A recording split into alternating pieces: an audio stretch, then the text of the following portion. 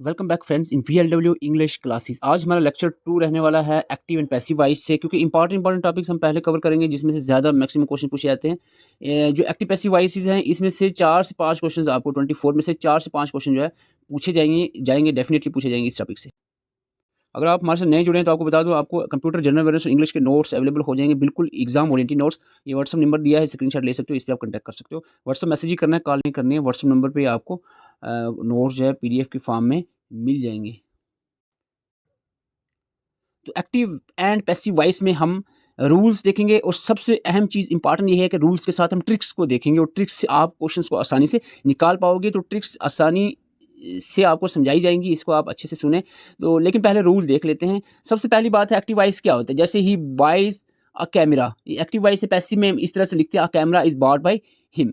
तो रूल के हिसाब से देखते हैं। सबसे पहला रूल होता है कि सब्जेक्ट जो है एक्टिव से अगर आप पैसिव में कन्वर्ट करते हो, इसमें subject and object will interchange. Subject और ऑब्जेक्ट जो है वो इंटरचेंज कर जाएगा। जैसे कि ही जो है यहाँ पर सब्जेक्ट है और कैमरा ऑब्जेक्ट है, ही कैमरा की जगह कैमरा पीछे आ जाएगा। सब्जेक्ट और ऑब्जेक्ट जो है इंटरचेंज करेगा। जैसे ही बाइज अ कैमरा की जगह a camera is bought by him आ गया। ये बेसिक चीज़ें हैं, मैं इस पर ज़्यादा फोकस नहीं करूँगा, हमें ट्रिक्स पे ही काम बात करनी है। लेकिन थोड़ा सा देख लेते हैं। रूल नंबर 2 कह रहा है कि वर्ब की जो थर्ड फॉर्म होती है, verb third form in passive voice. Verb की जो पैसिव वॉइस में वर्ब की थर्ड फॉर्म रहेगी, ये बात याद रखना। पैसिव वॉइस जैसे एक्टिव है शी ड्रिंक्स वाटर, तो पैसिव वॉइस जब आप बनाओगे तो ड्रिंक की जगह ड्रंक। कोई भी वर्ब आपका यूज होता है जो एक्टिव में, जब पैसिव में कन्वर्ट करोगे तो वो थर्ड फॉर्म में चला जाएगा। ठीक है, ये बात याद रखना है। ओके, तो इसके साथ साथ देखिए, the word by will be used before subject in the passive voice. Passive voice में सब्जेक्ट से पहले बाई यूज होगा। जैसे कि her by her, drunk by her, तो इस तरह से बाई यहाँ यूज होगा। ये बेसिक चीज़ें हैं। क्वेश्चन रूल नंबर 4 कह रहा है अदर वर्ड्स जैसे कि with as such as with या टू में also be use instead of word by. जैसे विद और टू भी यूज हो सकता है। कुछ केसेस देखते हैं इसके, ये सब्जेक्ट पे डिपेंड करता है। जैसे कि एक एक्टिव वॉइस है, आई नो हिम, स्टडी ऐसे आ गलती से, आई नो हिम एक सेंटेंस है, तो इसका पैसिव बनेगा he is known to me. तो इस कुछ केसेस में बाई की जगह विद या टू भी आएगा, ये सब्जेक्ट पे डिपेंड करता है। ठीक है, तो ये इसमें कंफ्यूज नहीं है। जैसे कि water fills a tub is filled with water, इसमें बाई नहीं आएगा। इस तरह की जो चीज़ें हैं, it depends upon the subject. Okay, rule number 5 पे बात करें, एग्जांपल्स जब हम बात करें ट्रिक्स और एग्जांपल्स की, तभी आपको चीज़ें समझ आएंगी। थोड़ा सा सब्र रखें, धीरज रखें। Rule number 5, there are no passive voice formation for these. In sentences के लिए पैसिव वॉइस फॉर्मेशन नहीं है। जैसे कि प्रेजेंट परफेक्ट जो कंटिन्यू, प्रेजेंट परफेक्ट कंटिन्यू, इसका पैसिव वॉइस नहीं बनेगा। पास्ट परफेक्ट कंटिन्यू, इसका पैसिव वॉइस नहीं बनेगा। फ्यूचर परफेक्ट कंटिन्यू, यानी जो परफेक्ट कंटिन्यू, प्रेजेंट पास्ट और फ्यूचर के जो परफेक्ट कंटिन्यूस टेंसेस होते हैं, इनकी पैसिव वॉइस नहीं बनते। और फ्यूचर के जो कंटिन्यू होगा उसका भी नहीं बनेगा। तो ये आपने माइंड में रखना है। ओके, प्रेजेंट पास्ट या फ्यूचर जो भी है, इसके जो परफेक्ट कंटिन्यू टेंसेस हैं, इस पे passive voice, active passive voice जो आपको नहीं बनाने हैं, पैसिव वॉइस इसमें नहीं बनेगा। ठीक है, ट्रिक्स हम 2 यहाँ पर डिस्कस करेंगे, ध्यान से सुनना। Trick number 1, when active voice is in continuous sentence.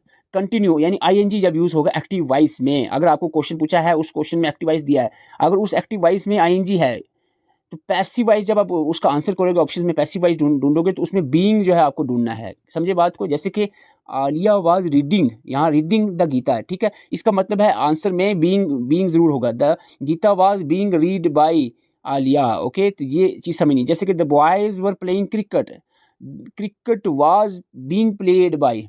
ठीक है, cricket was being played by the boys. तो ये चीज़ आपने समझनी है। दूसरी एक ट्रिक क्लियर होगी, ये ठीक है। कंटिन्यू का अगर आगे आप 1 सेकंड भी नहीं लगाओगे आंसर ढूंढने में। ओके, एलिमिनेशन मेथड करके।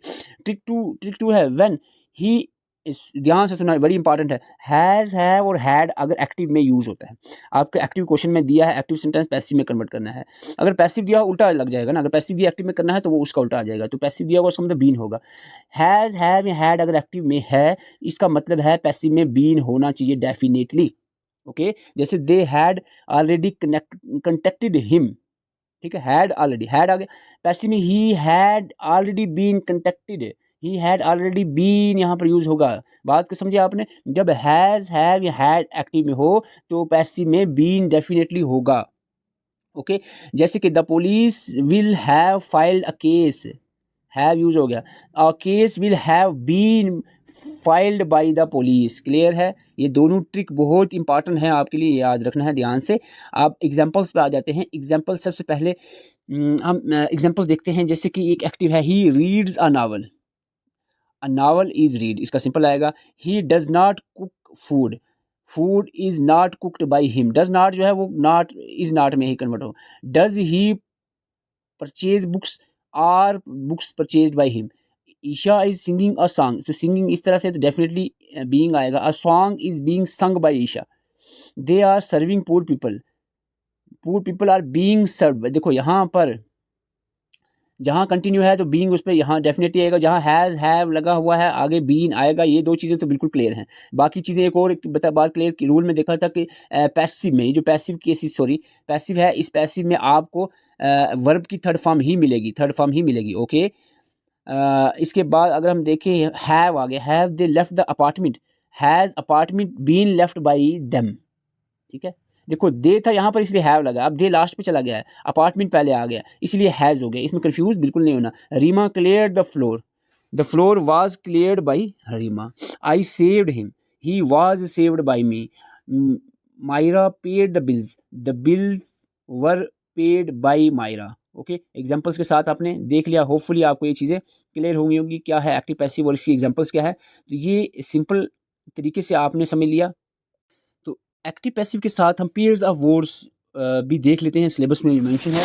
तो यहाँ पर कुछ पेयर्स होते हैं, इसका अलग अलग मीनिंग होता है। जैसे स्टेशनरी और स्टेशनरी, जब स्टेशनरी ए वाला आपको NARY स्टेशनरी इस तरह का हो, इसका मतलब होता है नॉट मूविंग, यानी एक जगह खड़ा रुका हुआ। स्टेइंग इन वन प्लेस और पोजीशन, ए हो जिसमें ए, ठीक है, स्टेशनरी।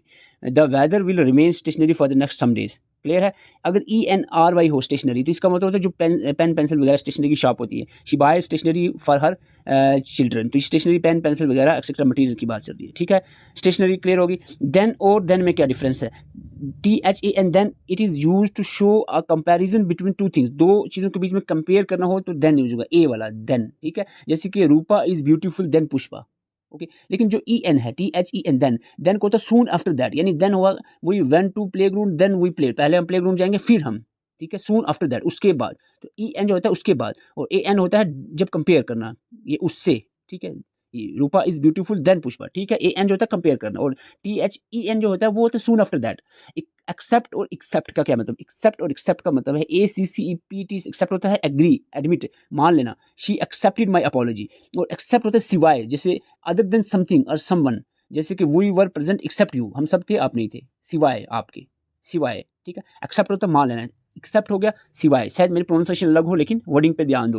एक्सेस, ACCESS, एक्सेस होता है रीच आउट ऑफ समवन और समथिंग, एक्सेस ये पहुंच के बाय, access. I have no access to principal office, में प्रिंसिपल ऑफिस तक मेरा कोई एक्सेस नहीं है। ठीक है, ये हो गया पहुंच के बाय। एक होता है एक्सेस, एक्सेस को होता है मोर देन नीडी, हद से ज्यादा। Excess of everything is bad, हद से ज्यादा। ठीक है, EXCESS होता है हद से ज्यादा, और ACCESS होता है पहुंच से बाहर। ठीक है, दोनों का मतलब ध्यान से सुनिए। ये बहुत बार एग्जाम में देखने को मिला, course and course, COARS, course होता है खुरदुरा, रफ रफ सरफेस जैसे होती है। इसको COARS जो कोर्स होता है ना, ये होता है खुरदुरा, रफ सरफेस वाला। जैसे different varieties of shoes are available from coarse to good. और COURS कोर्स होता है एजुकेशन इम्पार्ट कोर्स, जो ऐसे जैसे कि ऐसे हमारा कंप्यूटर कोर्स है, इंग्लिश कोर्स वगैरह, ये होता है कोर्स COURSE। डिसेंट और डिसेंट में क्या डिफरेंट?